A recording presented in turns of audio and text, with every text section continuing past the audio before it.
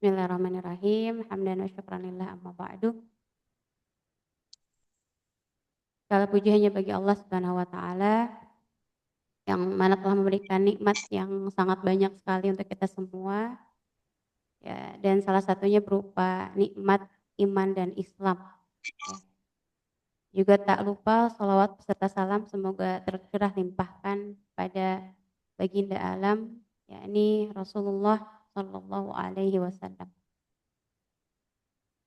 Baik, akhwati fillah, ummahati fillah, pada kesempatan kali ini kita masih di kelas tadabbur ya. Saat pagi mungkin saya yakin agendanya padat ya, apalagi weekend kayak gini udah banyak agenda. Mudah-mudahan dengan yang beberapa suaranya gresek-gresek ya. Enggak, Ustaz. Ya, ya.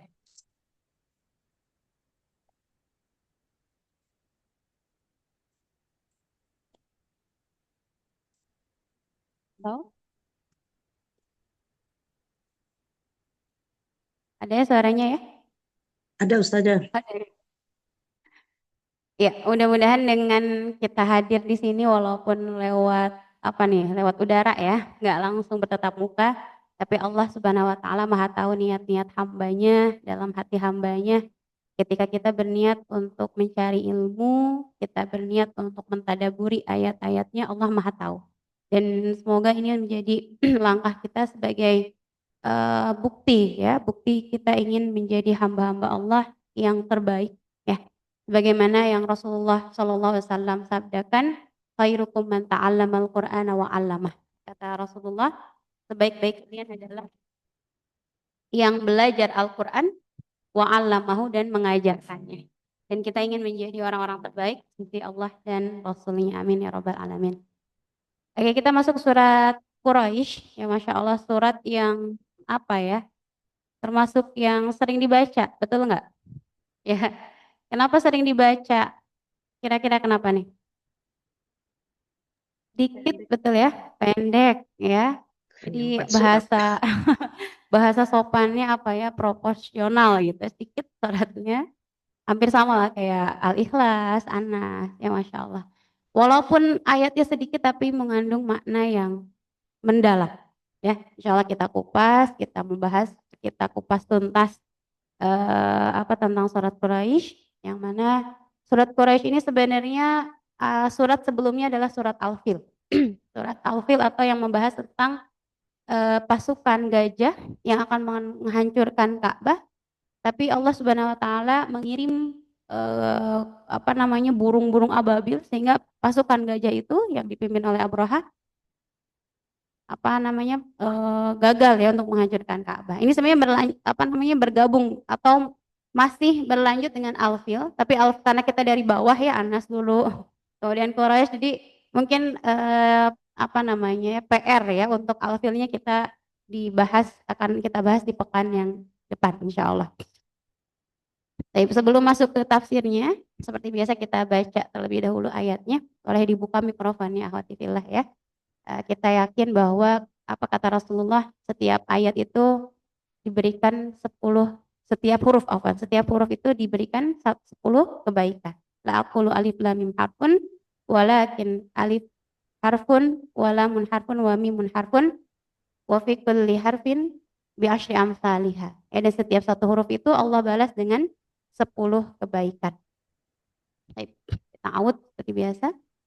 A'udzu billahi minasyaitonir rajim. Silakan, Ahmad. A'udzu billahi minasyaitonir rajim.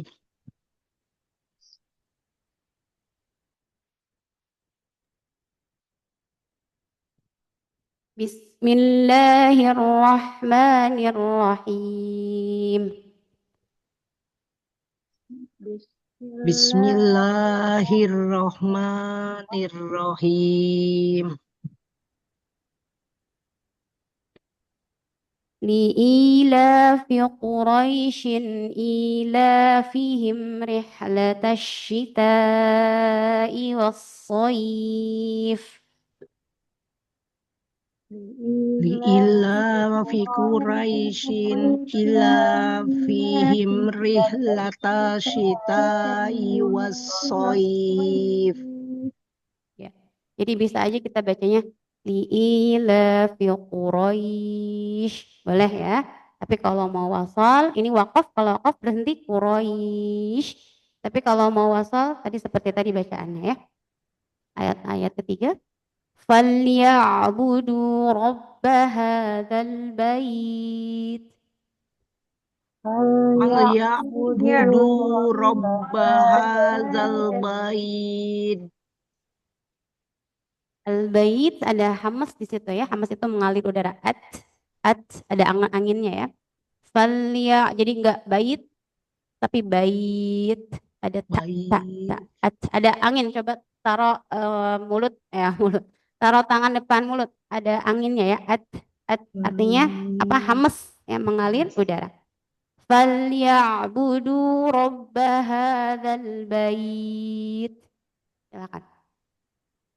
فليعبدوا رب هذا البيت الذي أطعمهم من جوع وآمنهم من خوف الذي أطعمهم من جوع وآمنهم من خوف. Kita lanjut ke tajwid. Kemarin sudah membahas tentang huruf lin ya, masih ingat insya Allah ya. Huruf lin itu cuma ada dua, hurufnya wawu dan iya. Al-layyin artinya lembut. Wawu dan iya yang sukun apabila diawali dengan harokat fathah. Tawuf, tawasaw, Quraisy tadi ya. Jadi di sini mana aja yang termasuk madlin? Khotifillah? Banyak ya. Jadi Quraisy. Nah, ini madlin namanya ya karena panjang. Boleh berapa bacanya? Boleh 2, boleh 4, boleh 6 harokat. Atau dalam riwayat hafaz bisa 5 ya. Li'ilafi Quraisy. Ya, boleh Quraisy 2, boleh 4 Quraisy. Lebih panjang lagi boleh. Ya.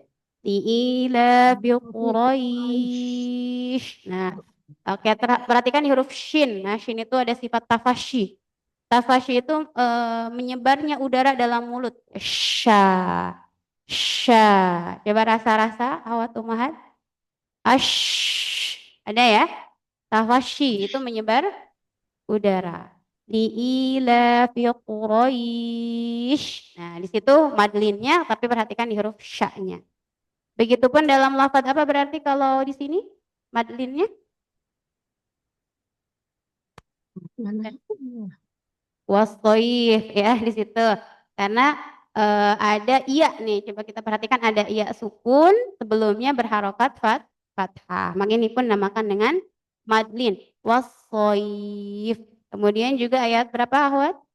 Ayat 3. 3. Lafaz apa Ustazah Dila? Al-Bait. Al-bait. Ini juga sama madlin. Begitupun satu lagi berarti ayat berapa nih? Ayat 4. Ayat 4. Lafaz apa? Min khawuf itu ya. Karena waw sukun sebelumnya fathah. Jadi begitu ya tentang ilmu tajwid atau pembahasan tajwid pada surah Quraisy. Bisa dipahami ummahat atau akhwati fillah?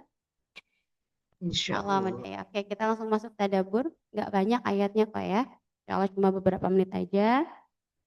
Bismillahirrahmanirrahim. Ayat pertama Allah Subhanahu wa taala berfirman, "Ila fi Quraisy." Nah, ini sering banget kita baca dan enak banget ya bacanya. Mudah, hafalnya juga mudah. Artinya apa? Ayat pertama karena kebiasaan orang-orang Quraisy ya. Orang-orang Quraisy memiliki kebiasaan. Jadi tadi seperti yang disebutkan di awal bahwa surat Quraisy ini masih ada kaitannya dengan surah Al-Fil ya tentang yang apa namanya pasukan gajah yang akan menghancurkan Ka'bah. Kita tahu ya ceritanya ya. Kemudian digagalkan oleh Allah Subhanahu wa taala dengan mengirim pasukan ababil. Masya Allah ya, burung ababil yang banyak banget yang mana mereka itu burung-burung itu membawa batu yang panas ya. Sehingga pasukan Abrohah dengan gajahnya itu kocar-kacir ya, lari dari tidak jadi menghancurkan Ka'bah. Bahkan kalau si Abrohahnya itu dia sakit ya, sempat sakit kemudian meninggal juga ya. Dan di sini apa maksudnya? Kita fi Quraisy. Bahwa makna yang dimaksud di sini adalah kami menahan pasukan bergajah dari Mekah dan kami binasakan pula para pemiliknya, itu pemilik gajah, Abrohah dan pasukannya, demi kebiasaan orang-orang Quraisy, yakni untuk memelihara kelestarian kebiasaan dan terhimpunnya mereka di negerinya dalam keadaan aman. Ya, di sini Allah SWT menyebutkan bahwa orang Quraisy memiliki satu kebiasaan, ya. Kebiasaannya apa? Tapi di sini sebelumnya kita juga perlu tahu siapa aja yang termasuk golongan Quraisy, ya. Sering dengar ada suku Quraisy, ya kalau di Indonesia ada suku apa tuh? Suku Batak, ya. Saya suku Sunda. Nah, di gimana? Di Arab pun, di negara Arab ada suku Quraisy. Ya, sampai Allah SWT menyebutkan dalam Al-Quran dan surat ini dinamakan dengan Quraisy. Siapa aja yang dinamakan dengan suku Quraisy? Ikhwati fillah pasti udah hafal ya.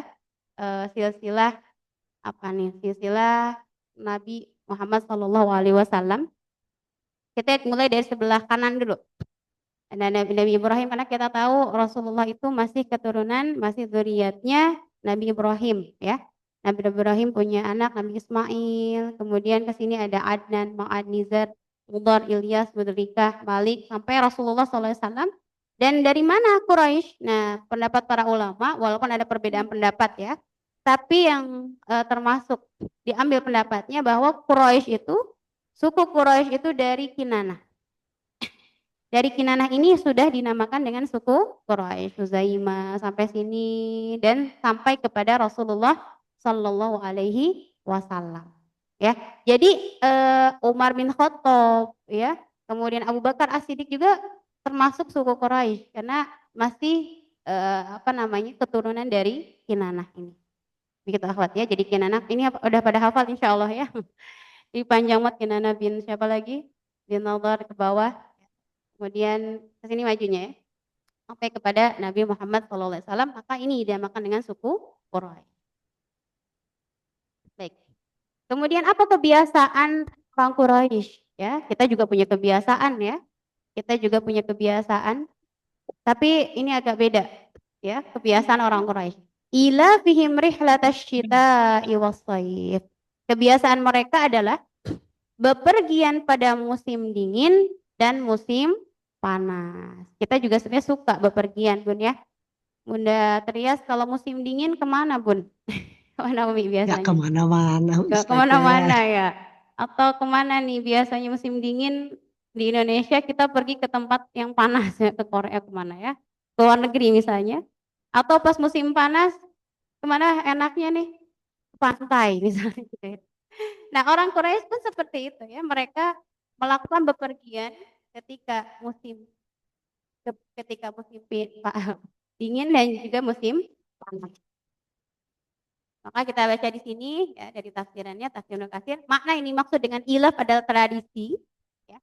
Kebiasaan mereka dalam melakukan perjalanan di musim dingin ke negeri Yaman. Ya, Masya Allah, jadi orang-orang Quraisy, orang-orang Mekah saat itu, kalau musim panas mereka ke negeri Yaman.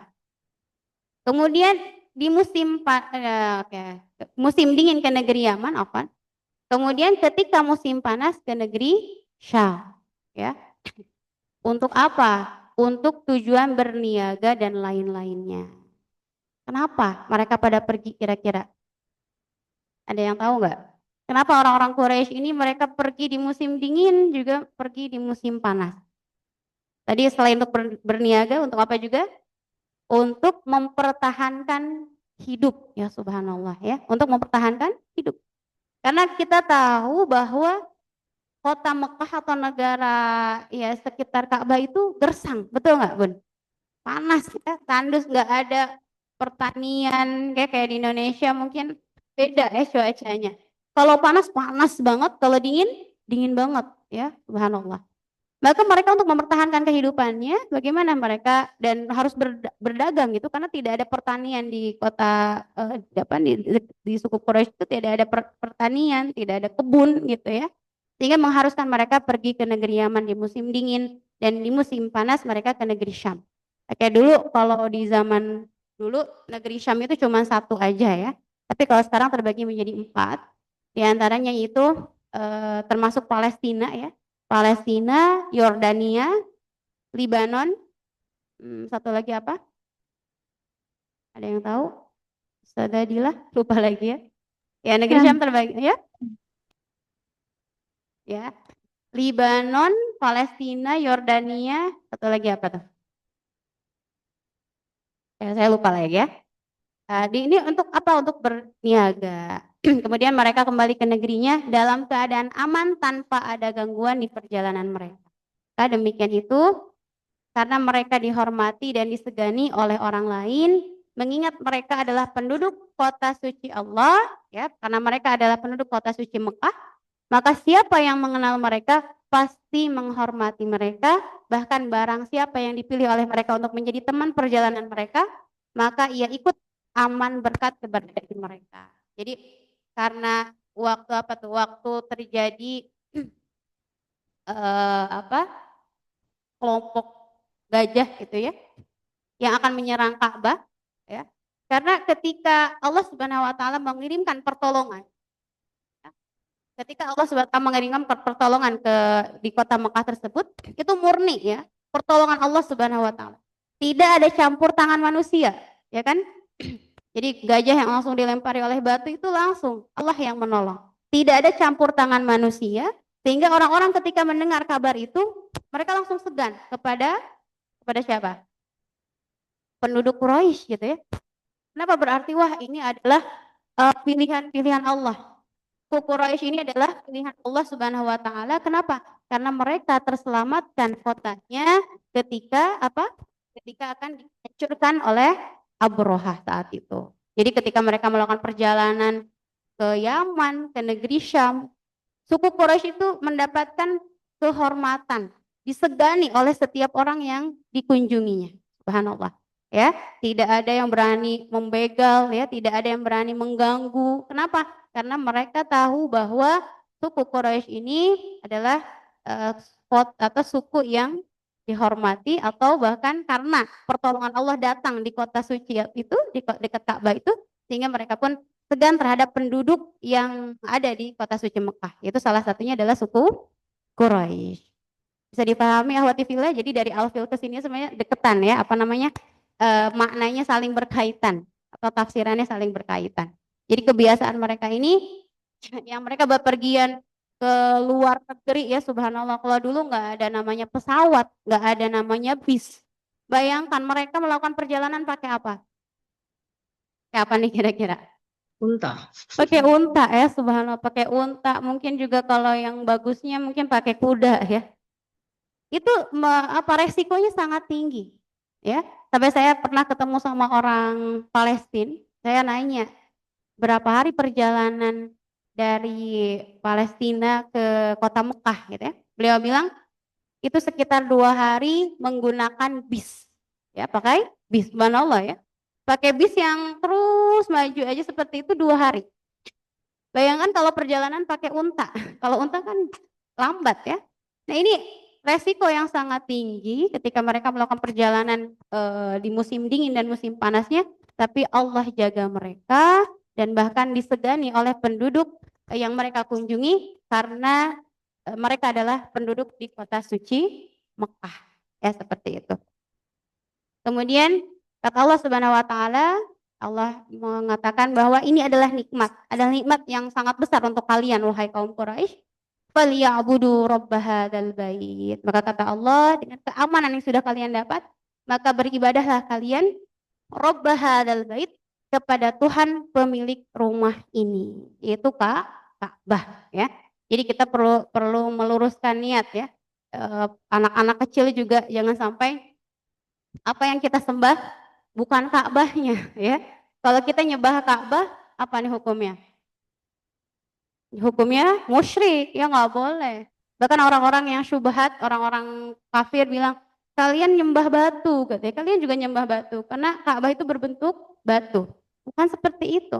Kita menyembah Tuhan pemilik Ka'bah. Tapi Allah Subhanahu wa taala menyuruh kita menghadap Ka'bah, bukan menyembah Ka'bahnya tapi menghadap ke Ka'bah. Allah Subhanahu wa taala memerintahkan kita untuk menghadap Ka'bah sebagai poros ya, supaya semua manusia berada pada satu titik, pada satu poros yaitu Ka'bah ya. Seperti itu. Jadi bukan kita menyembah Ka'bah, tapi di situ kita menyembah Tuhan pemilik Ka'bah. Tapi Tuhan Allah Subhanahu wa taala menyuruh kita untuk menghadap ke Ka'bah atau kiblat kita adalah Ka'bah. Ya, jadi ketika kita sujud juga kan kita bukan berarti menyembah tanah, bukan ya, tapi Allah Subhanahu wa taala menyuruh kita untuk bersujud. Masya Allah. Maka dengan nikmat yang banyak sekali Allah Subhanahu wa taala berikan, falyabudu rabb hadzal bait. Maka beribadahlah kalian kepada Tuhan pemilik rumah ini, Ka'bah. Subhanallah ya. Dan ini merupakan doa Nabi Ibrahim alaihissalam yang dikabulkan oleh Allah Subhanahu wa taala ketika beliau menyimpan istrinya ya Sarah, kisah yang luar biasa dengan Nabi Ismail alaihissalam. Nabi Ibrahim mengatakan, Rabbi inni askantu min dzurriyyati biwadin ghairi dzi zar'in inda baitikal muharram. Ya. Ya Allah, aku titipkan anak dan istriku di tempat ini ghairi dzi zar'in, enggak ada tumbuh-tumbuhan. Kemudian di ayat lain disebutkan, ya Allah jadikanlah manusia condong pada tempat ini. Pada apa maksudnya? Pada kota suci Mekah, itu sekitar Ka'bah. Sehingga Masya Allah. Jadi kalau kita seorang manusia yang memiliki iman, ya hamba Allah yang memiliki iman, pasti selalu merasakan rindu, betul nggak? Yang belum berangkat aja rindu, ya. Yang sudah berangkat juga, apalagi tambah rindu lagi, subhanallah.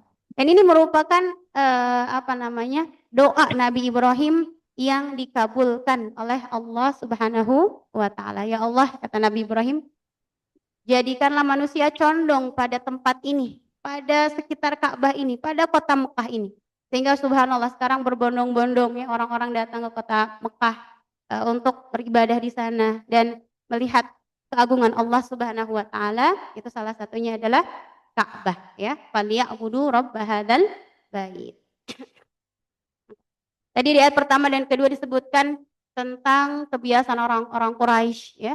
Mereka melakukan perjalanan di waktu musim panas, musim dingin, kemudian falyabudu rabb hadzal bait. Ya, ini hendaklah mereka mengesahkan Allah Subhanahu wa taala dalam menyembahnya. Jangan musyrik ya, jangan menyembah selain Allah Subhanahu wa taala. Sebagaimana dia telah menjadikan bagi mereka kota yang suci lagi aman, ya sekarang sudah aman, ya, dan Ka'bah yang disucikan. Kemudian perihal sama juga disebutkan dalam ayat yang lain, innama umirtu an a'budu rabb hadhil baldah alladzi harramaha wa lahu kullu syai'in wa umirtu an akuna minal muslimin. Kemudian dalam surah An-Naml disebutkan, aku hanya diperintahkan untuk menyembah Tuhan negeri ini, yaitu Allah Subhanahu wa taala. Negeri ini adalah maksudnya negeri Mekah.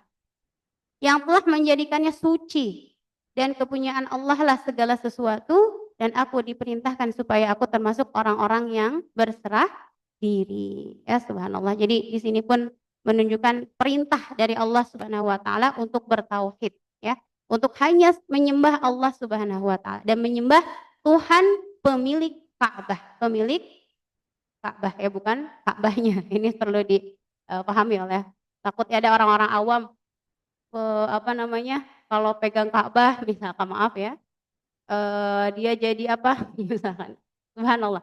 Kita luruskan hati kita bahwa kata Umar bin Khattab pun beliau mengatakan, kalaulah Rasulullah tidak mencium Ka'bah ini, aku pun tidak akan menciumnya, gitu, masya Allah. Tetapi karena Rasulullah mencontohkan mencium Hajar Aswad, ya, kemudian juga ada tempat-tempat mustajab karena dicontohkan oleh Rasulullah Shallallahu Alaihi Wasallam, ya, seperti itu. Kemudian kata Allah Subhanahu Wa Taala ayat keempatnya yang terakhir juga di sini nikmat yang luar biasa. Alladzi at'amahum min ju', ya, yaitu Allah yang telah memberi makan kepada mereka orang-orang Quraisy untuk menghilangkan rasa lapar. Ya, karena tadi kita sempat bahas bahwa kota Mekah itu gersang, betul ya, nggak ada buah-buahan, nggak ada sayur-sayuran. Ya, tapi saat ini subhanallah banyak ya, walaupun mereka tidak menanam, tapi selalu ada saja buah-buahan, ya, sayuran ada di kota Mekah. Kemudian wa amanahum min ju'. Kemudian Allah Subhanahu wa taala juga telah memberikan apa kepada orang-orang Quraisy? Mengamankan mereka dari ketakutan. Itu ketika mereka tadi contohnya bepergian dari kota Mekah di musim panas dan musim dingin, Allah berikan keamanan mereka, Allah berikan kehormatan untuk mereka sehingga tidak ada yang berani merampok atau membegal orang-orang Quraisy. Oke, subhanallah ya, ini sudah sampai ayat 4. Walaupun ini menceritakan tentang orang-orang Quraisy, tapi ini juga untuk siapa? Untuk kita juga ya, subhanallah. Kita lihat di sini at'amahum min ju' wa amanahum min khauf. Ada dua yang pokok ya, pokok dalam kehidupan kita. Apa itu yang dua itu? Makanan, betul nggak? Ya, makanan dan rasa apa, Ahwat? Rasa aman ya, makan dan keamanan, subhanallah. Coba Ahwat fillah. Mohon maaf ya. Misalkan ada yang punya mobil mewah tapi lapar. Gimana hidupnya? Senang nggak? Tidak. Enggak ya, apain punya mobil tapi enggak makan lapar gitu ya. Kemudian punya barang branded misalnya ya, tapi lapar. Pasti hidupnya juga pasti belum bahagia. Maka makanan dan rasa aman ini adalah pokok di atas pokok ya bahasa kita. Ya, pokok banget ya. Punya rumah mewah tapi nggak makan. Kemudian atau wa amanahum min khauf atau nggak aman. Subhanallah. Dia punya segala sesuatu di rumahnya, tapi di luar banyak hewan buas atau banyak penjahat. Kira-kira gimana? Pasti nggak Tidak enak aman. ya. Takut mau ngapain keluar nggak bisa. Kalau dulu mungkin kita rasain ketika COVID ya. Batuk ya. Ketika COVID kita nggak bisa keluar rumah sama sekali, misalkan ada batasan sama sekali. Dan ini merupakan dikasih gitu aja kita udah rungsing ya, udah pusing. Nggak bisa keluar rumah ya, nggak bisa jalan-jalan. Karena apa? Karena COVID. Kelihatan nggak itu COVID-nya? Virusnya nggak kelihatan Tidak. ya, subhanallah. Dan ini dua yang Allah berikan kepada kita semua, makanan dan rasa aman. Kita di Indonesia, makanan banyak ya, betul? Kita nanam aja tumbuh. Ya bahasanya saya nanam kayu aja bisa tumbuh apa? Tumbuh singkong, masya Allah. Ya, Indonesia tuh kaya banget ya. Di Indonesia luar biasa, bahkan lebih apa termasuk negara yang subur ya. Kemudian rasa aman juga, kita nggak ada peperangan seperti halnya di Palestina, tidak seperti halnya di Suriah gitu ya. Allah berikan dua nikmat ini, tapi banyak sekali orang-orang yang jauh dari Allah gitu ya. Ini ya harus kita perhatikan. Mana sujud kalian? Mana hamdalah kalian? Padahal makanan kita sudah punya, aman juga ada gitu, rasa aman di negeri kita ada. Tapi banyak sekali orang-orang yang tertipu gitu ya. Makanan udah ada, aman juga ada, tapi mereka jauh dari Allah Subhanahu wa ta'ala. Maka ini yang perlu kita syukuri, hari ini kita bisa makan, hari ini kita memiliki rasa aman, maka falyabudu, maka perbanyaklah ibadah kalian kepada Allah Subhanahu wa ta'ala. Gitu ya, dan termasuk mudah-mudahan ya, dan kita mencari ilmu adalah contoh kita atau sebagai realisasi kita tanda syukur kepada Allah Subhanahu wa ta'ala. Ya, sebentar.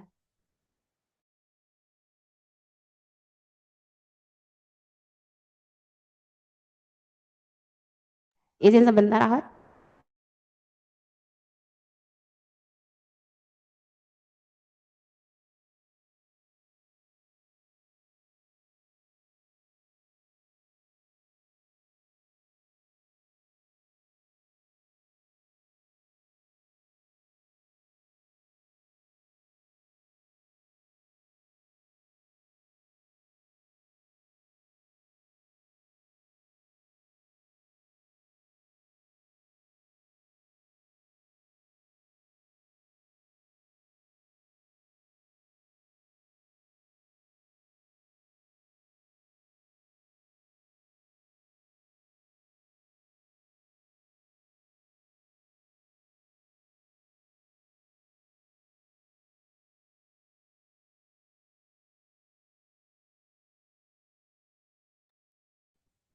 Ya, assalamualaikum, Ahmad. Udah ya. Salah. Ya, iklan dulu, si kecil bangun. Maklum jam segini. Oke, kita sudah di ayat terakhir ya, alladzi at'amahum min ju'i wa amanahum min khauf. Jadi saya ulangi bahwa dalam ayat ini bukan hanya untuk orang-orang Quraisy ya, tapi untuk kita sebagai hamba Allah, umat Rasulullah SAW untuk mengingat semua nikmat Allah Subhanahu wa taala yang diberikan oleh Allah berupa makanan ya. Kalau misalkan kita saat ini lapar misal ya, tapi nikmat kenyang yang Allah berikan itu sudah lebih lama lagi ya. Hari ini lapar tapi kan seminggu atau 7 hari yang lalu atau bertahun-tahun kita selalu kenyang ya. Dan ini nikmat yang perlu kita syukuri.